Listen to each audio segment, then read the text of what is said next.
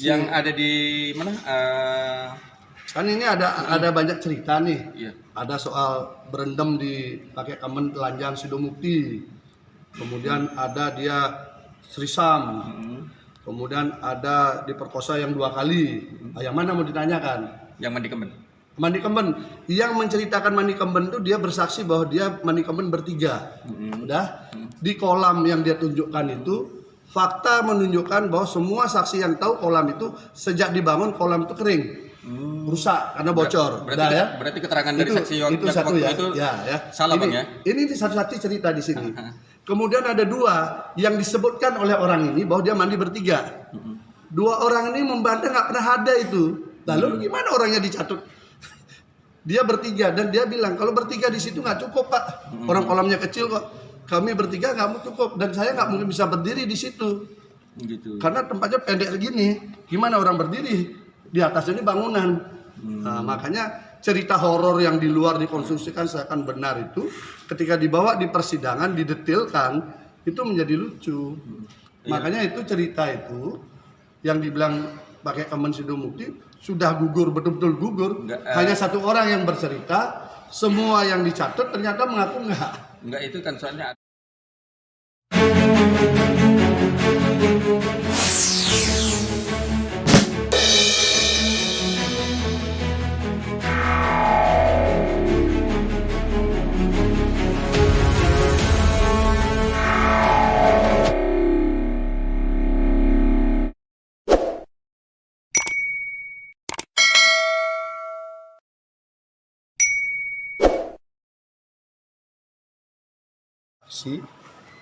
satu saksi terkait dengan ada saksi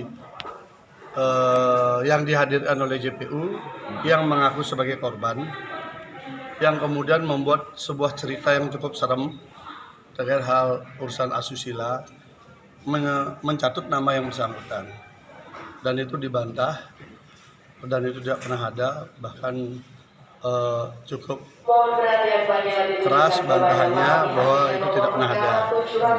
Justru terungkap orang tersebut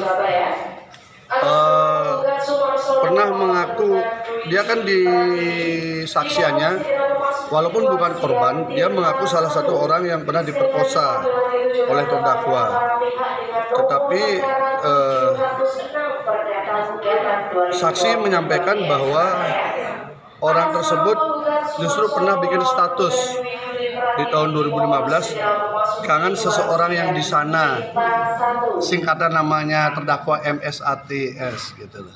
Nah, ini ada contohnya, ini tadi dihadirkan ini ya, dihadirkan sebagai bukti chat bahwa dia yang kangen kok ngaku diperkosa, kira-kira begitulah ya kondisinya ini gitu loh. Itu salah satu narasi yang bisa terungkap di persidangan, berarti sangat jauh lah dari upaya penciptaan sesuatu yang seram seperti halnya peradilan opini sebelumnya. Itu satu saksi. Saksi yang kedua itu adalah orang yang juga ikut dikeluarkan dari 13 nama di tahun 2018. Nah, itu ditegaskan bahwa dia tidak ada kaitan dengan urusan dengan korban yang mengaku korban itu, tapi murni karena dia tidak mentaati aturan yang ada di sekolah. Contohnya Bang? Yaitu contohnya dia tidak aktif di kegiatan sosial, dia tidak pernah hadir, sering pulang dan sebagainya. Ini suka bolos lah. Akhirnya diberikan sanksi, dikeluarkan. Namun kemudian dia menyadari kekurangannya, menyadari kesalahannya, lalu dia meminta maaf dan berjanji akan rajin sekolah lagi. Lalu dikasih hukuman 6 bulan, dia tidak boleh sekolah, tapi dia tetap tinggal di pondok melakukan aktivitas yang sifatnya sosial. Akhirnya dipulihkan kembali. Artinya pemberhentian pengeluaran 13 orang ini murni karena ketidaktaatan dengan tata tertib di pondok pesantren. Jadi penciptaan sebuah kondisi bahwa itu terkait dengan mereka melapor ke polisi nggak nyambung. Karena kalau dikaitkan dengan laporan polisi kan dia korbannya sendiri melapor 2019.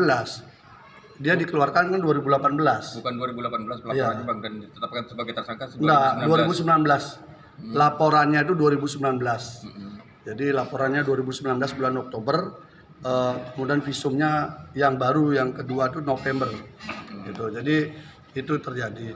Kemudian saksi yang satunya lagi adalah saksi yang menjelaskan bahwa Mas Beki itu secara real tidak pernah mengajar di IMQ atau MQ sejak tahun 2013.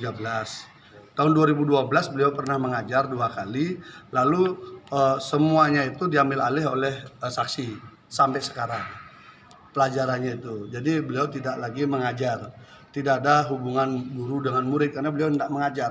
Dan faktanya memang semua saksi mengakui tidak pernah mendapat pelajaran langsung dari beliau.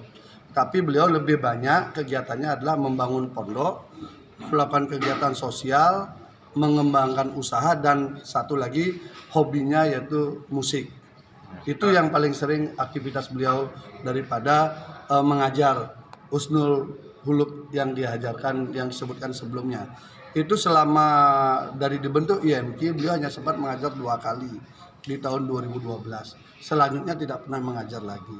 Itu Kalau posisi sebagai jabatannya di pendidikan itu apa, Bang? Nah, beliau jabatannya disebut sebagai wakil rektor atau koordinator 2. Itu pada saat awal beliau masuk, kemudian 2012 beliau masuk, sampai kemudian 2 tahun yang lalu baru diganti dengan posisi beliau sebagai koordinator 1 karena koordinator satunya sakit-sakitan. Namun secara kegiatan beliau tidaklah aktif. Kenapa? Karena menurut penjelasan tadi nama beliau dipakai untuk sebagai daya tarik banyak orang mau sekolah di IMI gitu loh. Walaupun secara mengajar beliau tidak gitu loh. Jadi simulik, dan itu tidak ada SK khusus untuk itu gitu.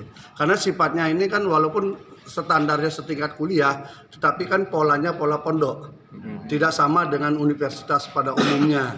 Tapi itu murni pola pendidikan pondok, di mana puncak daripada pengajaran itu adalah dari Pak Kiai gitu loh. Selama Pak Kiai nggak bisa ngajar, maka yang lain lah yang mengajarkan berbagai materi. Nanti Pak Kiai bisa, baru Pak Kiai. Jadi polanya seperti itu di IMQ dan MQ itu. Jadi ketika dicoba ditanyakan dengan cara berpikir universitas pada umumnya, memang nggak nyambung. Maupun istilah rektor, makanya tadi sampaikan kadang disebut rektor Pak, kadang disebut koordinator. Kenapa gitu? Karena nggak nyaman juga katanya yang disebut rektor itu. Karena kan kita hanya koordinator kegiatan saja gitu. Kira-kira seperti itu. Polanya masih begitu, sangat sederhana. Beda dengan yang SD, SMP, SMA gitu. Bang, tadi jaksa JPU sendiri kan ngomong kalau ada beberapa saksi Adi Chandra dan saksi-saksi lainnya itu sendiri tidak bisa membuktikan apa yang dipertanyakan daripada JPU. Itu pertanyaan apa itu? Pendalaman apa aja yang dipertanyakan, Pak? Yang nggak bisa diutarakan tadi? Iya, kalau yang ditanyakan tidak dia ketahui kan memang tidak bisa dia jawab. Ngapain dia harus menjawab sesuatu yang dia tidak tahu kan? Kalau dipaksakan dia kemudian bertanya sesuai keinginan JPU yang memang dia nggak tahu kan memang nggak boleh. Dia harus menjawab sesuatu yang dia tahu. Misalnya itu tadi ada yang sudah diberhentikan. Dia tanyakan kasusnya si korban, dia memang nggak tahu. Terus saya nggak tahu, karena saya diberhentikan karena saya ini bolos, saya ini nakal, jadi saya diberhentikan. Lalu saya karena merasa saya memang salah, saya sadar, lalu saya memperbaiki diri. Dia fokus pada dirinya. Terus ditanya lagi, masa kamu nggak kenal? Tapi kamu kok tahu dia adik kelas gitu? Ya saya lihat dari surat keputusannya. Kalau saya MQ itu berarti pasti kakak kelas. Kalau IMQ itu pasti adik kelas. Jadi kan benar jawabannya. Tapi kalau dipaksakan dia harus menjelaskan soal si korban, memang dia nggak tahu. Masa orang nggak tahu cerita kayak saksi-saksi yang dihadirkan itu yang bisa bercerita banyak hal, tapi dia nggak hadir, nggak ada di lokasi, kan beda kan. Jadi dia hanya menceritakan apa yang dia ketahui. Ketika dipaksakan apa yang diketahui JPU untuk dia jelaskan, jelas nggak mau dong. Orang dia memang nggak tahu, dipaksa kan nggak bisa. Jadi sebenarnya dia yang dia ceritakan tuh misalnya ya, kenapa kamu diberhentikan? Ya saya salah karena saya begini. Ya jadi kita ingin pastikan bahwa surat keputusan itu tidak ada kaitan dengan masalahnya si peristiwa yang dilaporkan polisi itu. Tetapi ini memang 13 orang ini diberhentikan dengan berbagai perilaku yang berbeda-beda, tetapi menyalahi tata tertib sekolah kan gitu. Makanya beda-beda mereka perbuatannya, tapi dikeluarkan bersamaan. Ada 2 orang yang kemudian kembali mengakui kesalahannya. ada yang tidak, itu kan pilihan kan. Tapi ketika kembali diberikan dengan pola-pola kekeluargaan lah dibina lagi gitu loh. Itu yang satu yang perempuan yang agak keras karena memang namanya dicatut untuk sebuah peristiwa asusila yang disebutkan ya cukup serem lah dalam cerita itu kan. Itu lebih serem daripada kisah mandi Kemen Sidomukti yang ternyata fiktif itu kan. Lebih serem lagi, makanya dia karena namanya itu kita coba cari.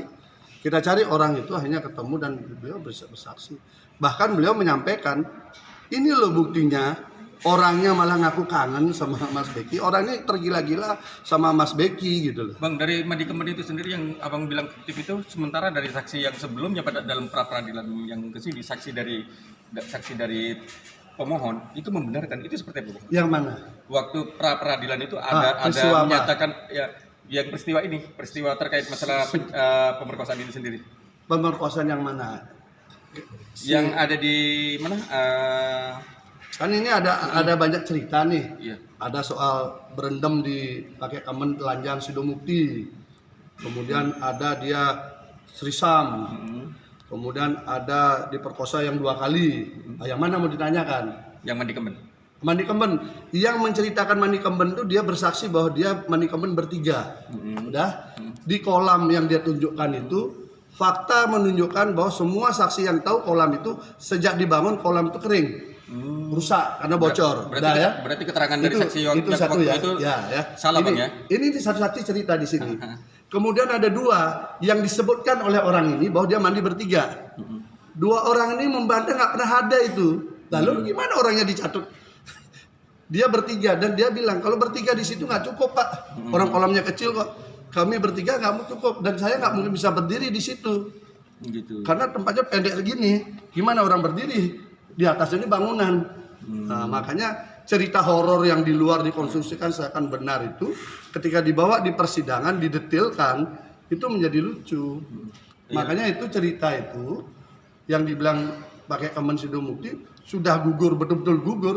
Hanya 1 orang yang bercerita, semua yang dicatut ternyata mengaku enggak, itu kan soalnya ada pernyataan dari saksi permohon waktu pra peradilan yang dihadirkan dari pemohon itu Bang. Nah, siapa? Yang menyatakan seperti itu santri. Enggak, siapa? Yang namanya saya lupa saya dulu. Nah, artinya dari kesaksian di sini. Iya betul. Soal Kemen Sidomukti di depan hakim. Ini kan sama depan hakim. Dia ini saksi, ngaku dia bertiga disuruh mandi pakai Kemen Sidomukti. Bertiga nih. Ya, ini saksinya ini ya kita sebutlah si Indah sama Dorotul yang dicatut namanya sama Firda. Ini ngaku dia bertiga. 2 orang ini loh di dalam BAP maupun di dalam sidang ngaku nggak pernah ada peristiwa itu. Ini 2 orang dicatut namanya, dua-duanya ngaku nggak ada. Nggak ada Pak, nggak pernah itu ada. Lalu gimana? Kalau mau mandi Kemen di sana airnya pun nggak ada. Artinya orang kolamnya bocor. Mandi itu Bang ya.